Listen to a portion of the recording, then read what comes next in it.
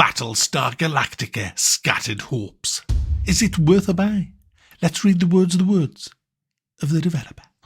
In Battlestar Galactica Scattered Hopes, take command of a fleet escaping the annihilation of the 12 colonies. Manage crises on board as you prepare for the next encounter with the Cylon fleet. Times are dire and hard choices must be made. Your only hope, rejoin the Battlestar Galactica.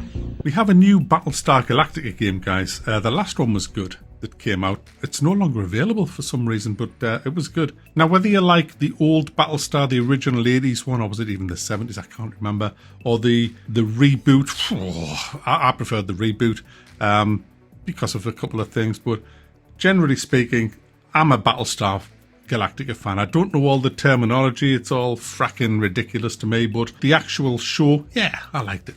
If you don't know what Battlestar Galactica is, I can't help you. Right, go away. Basically, the Earth's been blown up by the Cylons. I don't know how, because the original Cylons, how did they even see? Because their eyes fucking off from left to right all the time. How did they even see? Did they have to keep turning their heads? It was all weird. But the Cylons are robots, kind of android-y kind of things. And they blew up the Earth, and the Earth, the population, what was left of it, jumped on the Battlestars and went through space trying to find a new habitat. Now, that's where you come in this.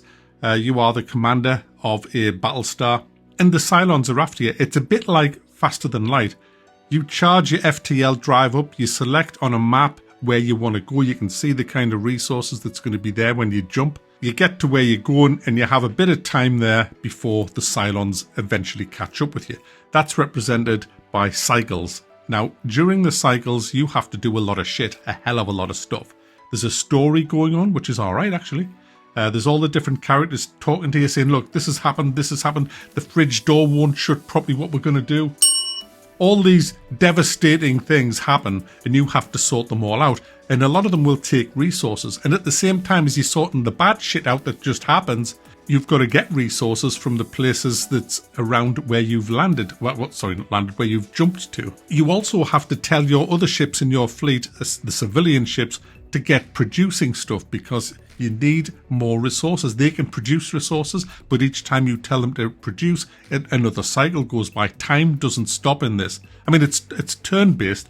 You know, you could sit there looking at it for 10 hours if you wanted, and it wouldn't advance. But every time you do an action, it advances one cycle. You might have 10 cycles until the Cylons come. There's factions as well, because you can imagine all different peoples on the ships. There's military, there's workers, and sometimes you've got to make a decision that'll piss off the military, but you know, the workers will love you. So the rep from the groups that you're not doing good things to will fall. And then that will cause problems, because they'll start sabotaging shit. Then you've got Cylon intruders that's dressed as humans, and they don't even know they're a fucking Cylon. And you've got to kind of weed them out with interrogation and stuff. And guess what? All that takes time as well to do. Then you've got to get the stuff that was here. There might be a derelict ship, there might be a mining colony that you can go and get supplies from, and it all costs resources to get there, but you'll get them back if you are successful. So there's loads and loads of stuff to do in between the combat, and then eventually you'll run out of time. The Cylons are here, the alarm goes off, you get everybody to their stations, you launch your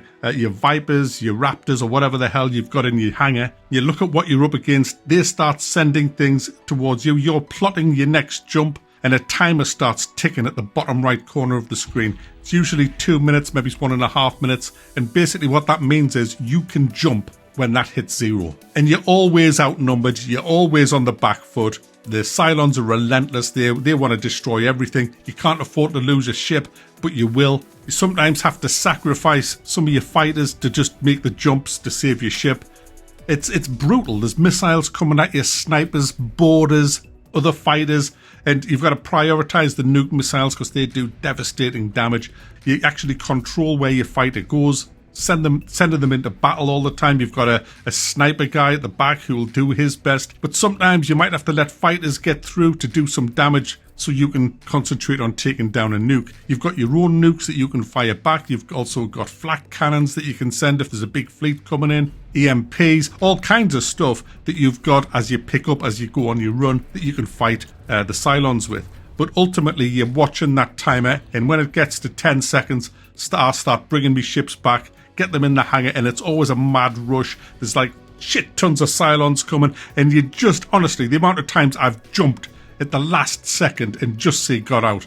It's hectic. And then you get out and the cycle starts again. You have a whole load of problems. Now your ships might be battered. You might have took a lot of damage. You've got all that to sort out. But you've got all these new problems coming up. And you're thinking, bloody hell, I've got to sort all this out. And time's a ticking. The Cylons is coming back. And it gives you that sense that you're surviving, but it's a relentless pursuit. And you'll get bigger and better ships. You'll upgrade everybody levels up so you can get better and better at what you're doing. You can give them perks.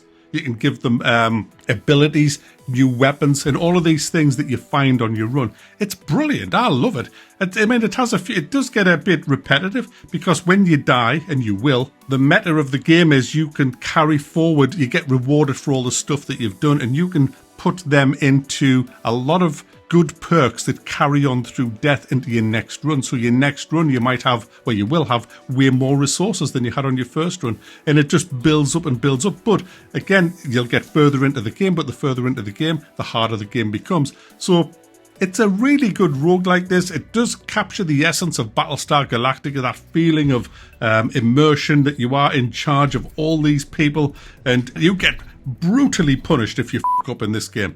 I mean, you lose your fighters early on, you're f***ed. You've got to be very, very careful. Fracked, Mac, fracked. You're not f***ed, it's fracked. It's fracked, alright? You're fracking fracked, guys, if you frack up. So don't frack up. You fracking get it? It's a £20 game, and definitely worth a buy. There's a lot to do. It's got good replayability.